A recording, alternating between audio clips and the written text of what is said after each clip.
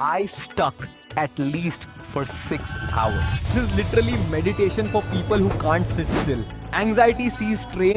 Hello दोस्तों, welcome back to डिकेशल भैया। आज के वीडियो में हम लोग पढ़ने वाले हैं a diary of Anne Frank, जिसे लिखा है खुद एनी फ्रैंक ने। इस चैप्टर को स्टार्ट करने से पहले तुम लोग मुझे इस फ्रेज का मतलब बताओ कमेंट सेक्शन में। Dead people get more flowers than living ones because regret is stronger than gratitude. जल्दी से तुम लोग मुझे कमेंट सेक्शन में इसका मतलब बताओ, तब तक हम चैप्टर को पढ़ना स्टार्ट करते हैं। Annelies Marie Anne Frank का जन्म जून 1929 और डेथ 1945 फरवरी मार्च के बीच में हुआ था। वो जर्मन जूइश फैमिली से बिलोंग करती थी और नाजीज और जूस की बिल्कुल नहीं बनती थी। ये तुमने ऑलरेडी पढ़ रखा है अपने हिस्ट्री के बुक में। इसलिए वर्ल्ड वार 2 के टाइम एनी फ्रैंक, उसकी फैमिली और उसके 4 दोस्त जर्मनी छोड़कर एम्स्टर्डम चल गए, जो कि नीदरलैंड में था। लेकिन जब नाजीज ने नीदरलैंड पे भी कब्जा करना शुरू किया, तब 1942 से एनी और उसकी पूरी फैमिली 2 साल तक छुपी रही अपने फादर के ऑफिस में। लेकिन एट लास्ट वो लोग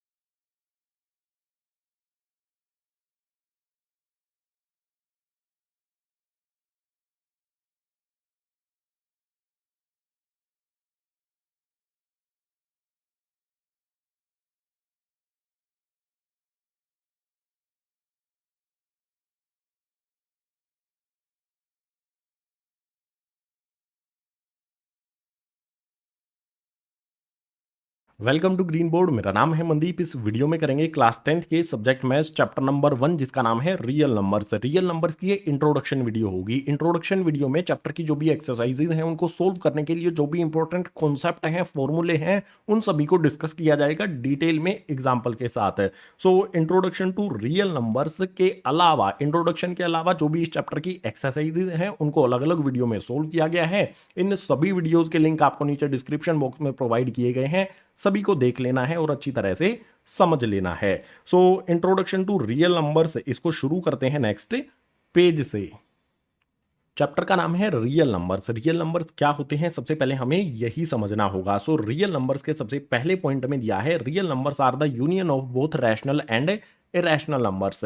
जो भी रियल नंबर्स हैं वो रैशनल और इरेशनल नंबर्स का यूनियन होते हैं। सिंपल लैंग्वेज में अगर कहूं तो रैशनल और इरेशनल नंबर्स को इकट्ठा कर देंगे सभी नंबर्स को, तो वो सारे के सारे रियल नंबर्स होते हैं। या फिर और सिंपल करना चाहें तो जो भी रैशनल नंबर है उनको रियल नंबर कहा जा सकता है और इरेशनल नंबर्स को भी रियल नंबर कहा जा सकता है। दोनों को मिला देंगे तो भी वो रियल नंबर ही हो जाएंगे। इसे अगले पॉइंट में दिया है, these numbers can be expressed on a number line. जो भी रियल नंबर्स हैं उनको नंबर लाइन पर एक्सप्रेस किया जा सकता है। जैसे हमारी इस तरह से नंबर लाइन होती है, इस पे कहीं पर होता है 0, उसके अलावा इस तरफ 1 होता है, 2, 3 एंड 4, इस तरफ -1, -1, -2, -3, -4। जो भी इस तरह के नंबर्स होते हैं नंबर लाइन पर जिनको रिप्रेजेंट किया जा सकता है, दिखाया जा सकता है, वो सारे के सारे रियल नंबर्स होते हैं। इसके अलावा यहां पर दिया है, these numbers can be both positive और नेगेटिव। जो भी रियल नंबर्स हैं वो सारे के सारे पॉजिटिव भी हो सकते हैं और नेगेटिव यानी कि माइनस में भी हो सकते हैं और प्लस में भी हो सकते हैं। दोनों चीजें यहां पर मैंने बता दी। अब कुछ एग्जांपल्स दे देता हूं। जैसे यहां पर ये नंबर्स जो आपको दिखाई दे रहे हैं ये तो रियल नंबर्स हैं ही। यहां पर कुछ रैशनल नंबर्स होंगे, जैसे 1 और 2 के बीच में हमारा कोई भी नंबर हो सकता है जो p/q की फॉर्म में हमें दिया गया हो। जैसे कि यहां पर हो सकता है 3/2, ये होगा हमारा क्या, एक रैशनल नंबर है ये, और ये इस नंबर लाइन पर इसको अगर शो किया जा सकता है, जो कि किया जा सकता है, तो ये हमारा रियल नंबर भी होगा। जो भी रैशनल नंबर होंगे इस नंबर लाइन पर वो सारे के सारे रियल नंबर होंगे, और जो भी इरेशनल नंबर होंगे लाइक √3 है, √5 है, ये हमारे इरेशनल नंबर हैं। जैसे कि हमारा पाई है। इस तरह के जो भी नंबर्स हैं जिनको नंबर लाइन पर रिप्रेजेंट किया जा सकता है वो सारे के सारे हमारे रियल नंबर्स होंगे। यहां पर रियल नंबर्स क्या होते हैं ये हमने समझ लिया। कुछ एग्जांपल्स भी यहां पर हमने ले लिए हैं। सो रियल नंबर्स के बाद अब इस चैप्टर का सबसे पहला कॉन्सेप्ट जो आता है उसको समझने के लिए चलते हैं अगले। एक्चुअली एलन ने जो सब्जेक्ट्स बोरिंग है, स्टूडेंट्स को नहीं अच्छे लगते, उन्होंने ऑनलाइन उसको बहुत एक्साइटेड बनाया था। स्पेशली सोशल साइंस, जैसे बच्चे भागते हैं if they want to go for the science stream. So वो टीचर ने बहुत अच्छे से पढ़ाया था। शी ऑलवेज लुक फॉरवर्ड कि मुझे वो वाला क्लास अटेंड करना है। फर्स्ट पॉइंट मुझे ये अच्छा लगा चैप्टर का सबसे पहला कॉन्सेप्ट जो आता है उसको समझने के लिए चलते हैं अगले पेज पर।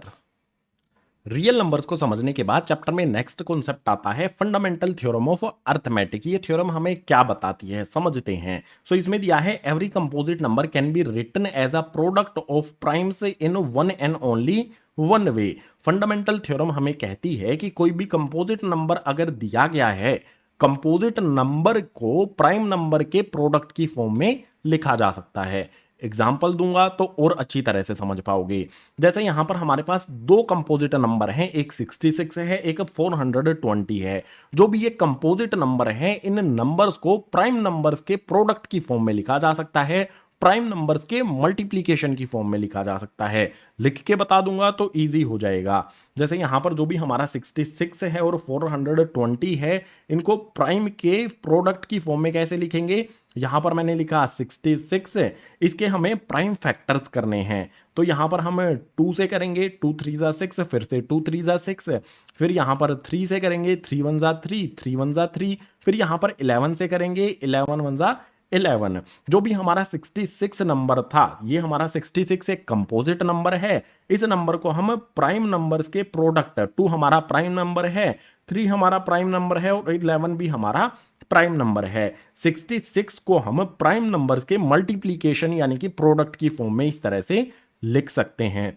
इसी तरह से 420 को भी लिख सकते हैं, इसको भी लिखते हैं। यहां पर 420 के फैक्टर्स कर लेते हैं। ये हमने 420 लिखा, 2 से करेंगे 210 पर जाएगा, फिर से 2 से करेंगे तो 105 पर जाएगा, फिर 3 से करेंगे तो 35 टाइम्स पर जाएगा, फिर यहां पर 5 से करेंगे तो 7 टाइम्स पर, फिर 7 से करेंगे तो 1 टाइम्स पर। जो भी हमारा 420 है उसको हमें इस तरह प्राइम नंबर्स के प्रोडक्ट की फॉर्म में लिख सकते हैं। सबसे पहले क्या आएगा? 2 मल्टीप्लाई में 2 मल्टीप्लाई में, उसके बाद 3 मल्टीप्लाई में, 5 मल्टीप्लाई में 7।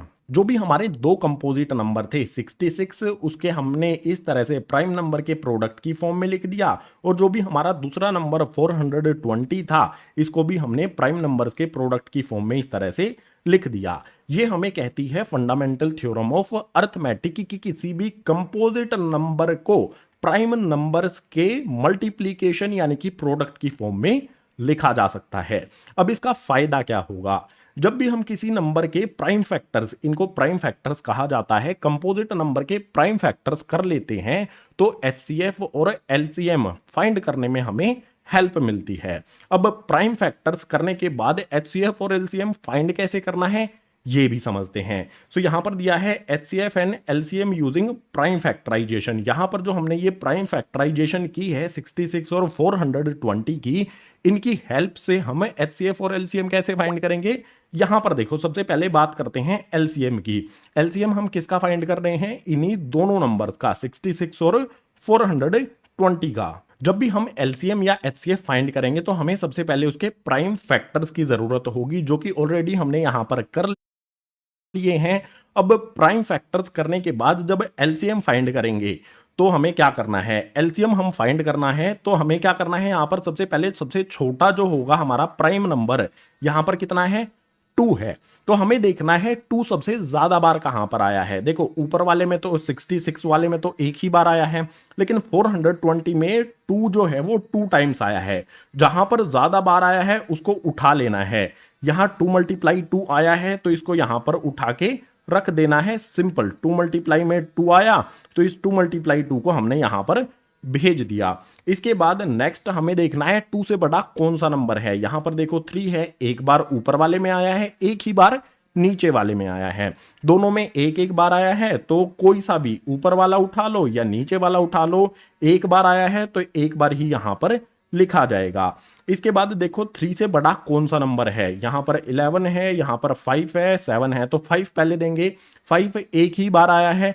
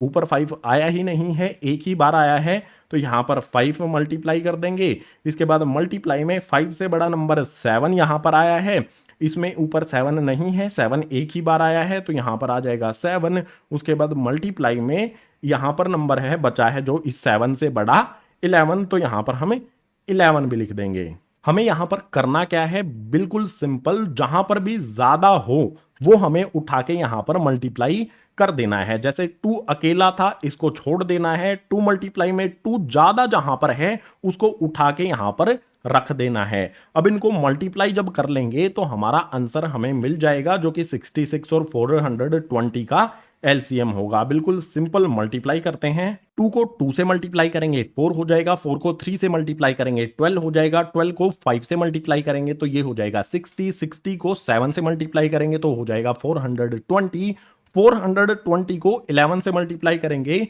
तो एलसीएम मिलेगा हमें 4620। हमें बिल्कुल सिंपल वे में प्राइम फैक्टर्स किए, उसके बाद जो भी 2 नंबर्स थे उनका एलसीएम हमें यहां पर मिल जाता है। ये सिंपल मेथड होगा एलसीएम फाइंड करने का।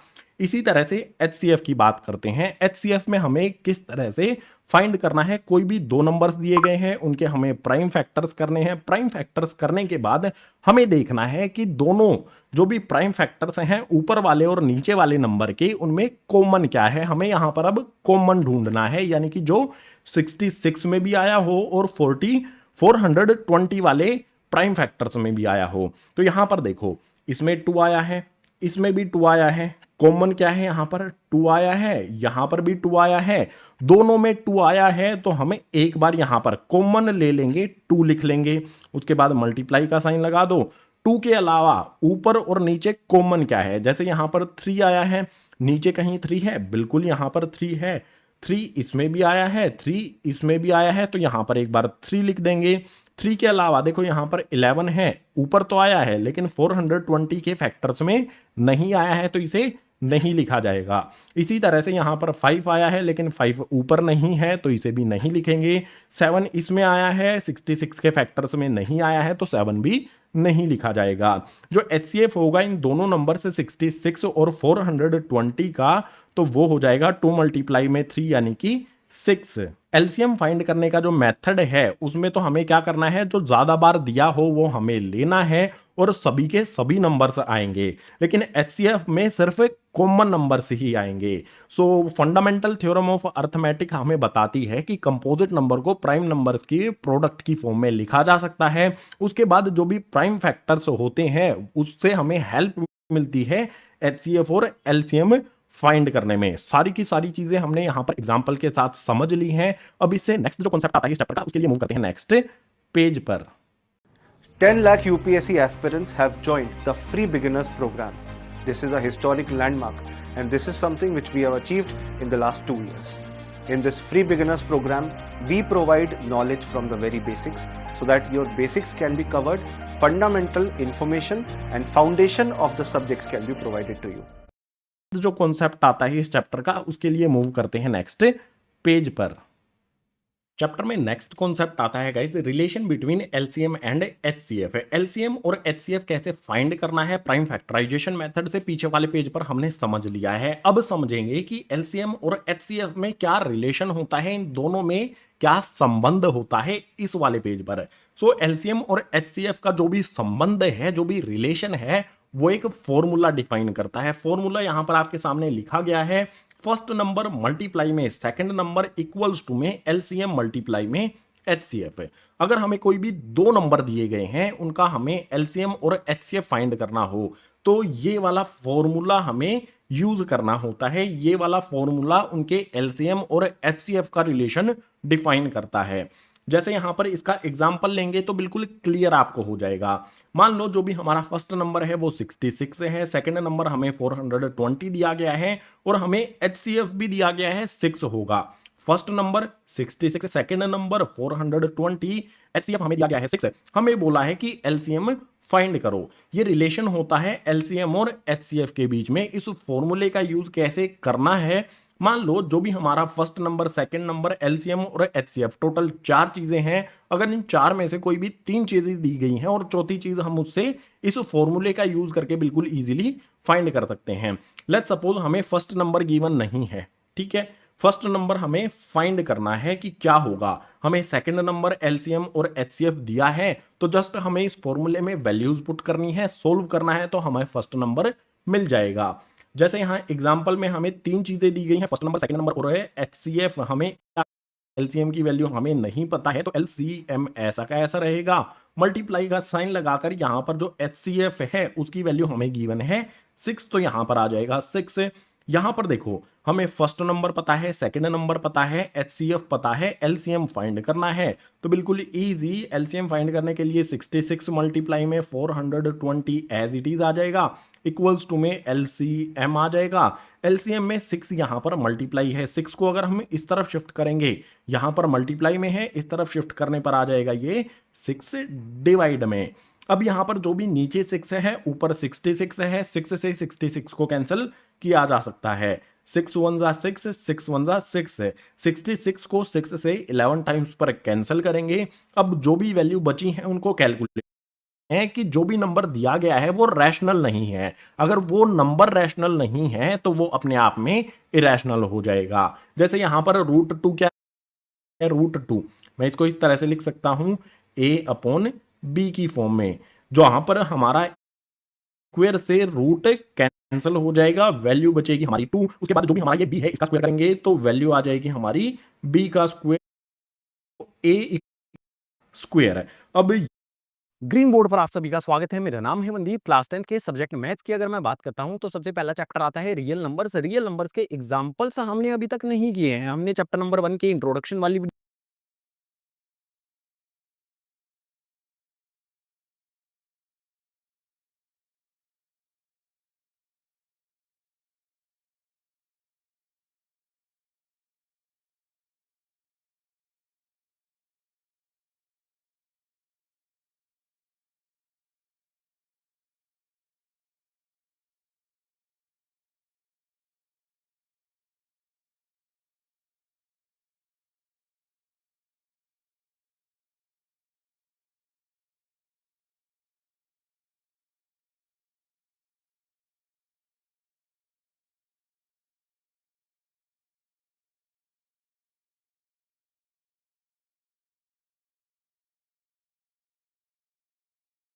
प्रोबेबिलिटी का क्वेश्चन आपका कार्ड से रिलेटेड पूछा जाएगा, तो आपको कुछ करना नहीं, आपको नीचे आपको क्या कर देना, आपको 52 लिख देंगे, ठीक है। डिवाइड में आपको क्या कर देना, टोटल आपका 52 कार्ड होता है, 52 लिख देंगे, आंख मूंद के कोई सा भी क्वेश्चन पूछे बाबू, ठीक है ना। अब जो पूछ रहा है यहाँ पर लिख देंगे। तो फेस कार्ड आपका क्या होता है, आपका उसकी प्रोबेबिलिटी निकालना टोटल 52 में से। तो फेस कार्ड आपका जिसमें तस्वीर लगा होता है ना, उसी को बोलते हैं फेस कार्ड बोलते हैं। टोटल आपका 12 होता है 52 पत्तों में से, ठीक है, 12 लिख देंगे।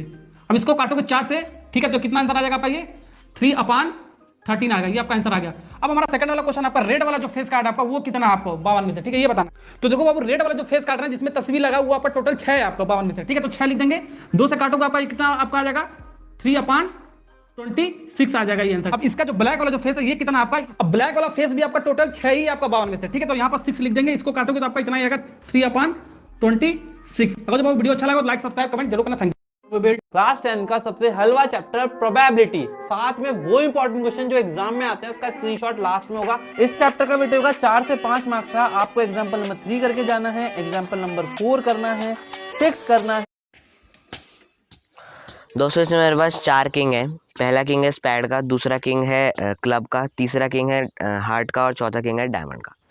तो जैसे किंग 4 है वैसे ही हर एक नंबर, चाहे वो एस हो, 2 हो, 3 हो, 4 हो, 5 हो, 10 तक फेस कार्ड्स भी सब 4-4 होते हैं। और इन 4 में से 2 ब्लैक होते हैं स्पैड और क्लब के, और 2 रेड होते हैं हार्ट और डायमंड के। Welcome to day 14 of 33 days challenge and we are almost half way through it. तो कल मेरा आईटी का एग्जाम, आईटी का रिटन प्रैक्टिकल एंड इंग्लिश का एसएल सब एक साथ है, so I am quite scared but we are going to complete this challenge.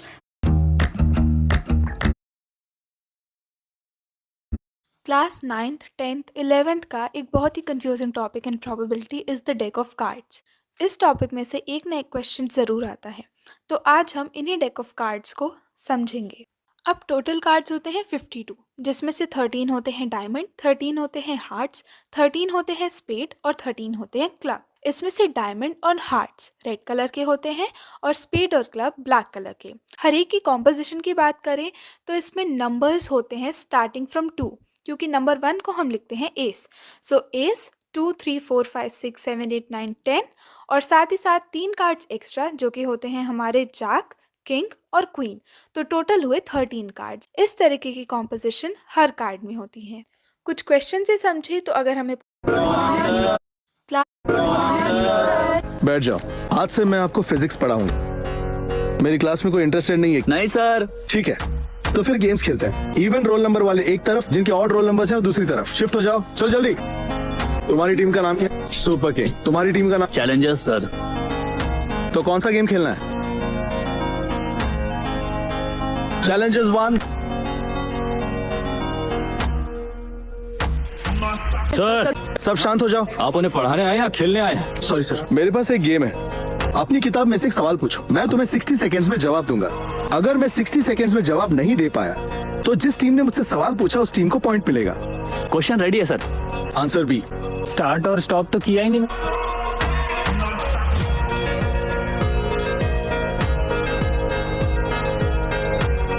Time of sir. 1 minute हो गया। बैठ जाओ, आज से मैं आपको फिजिक्स। क्वेश्चन रेडी है सर? Answer B. स्टार्ट और स्टॉप तो किया ही नहीं।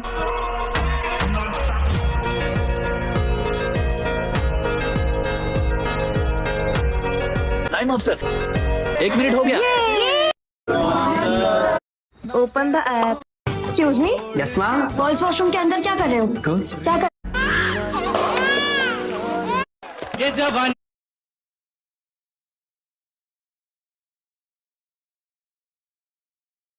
जब दो कॉइन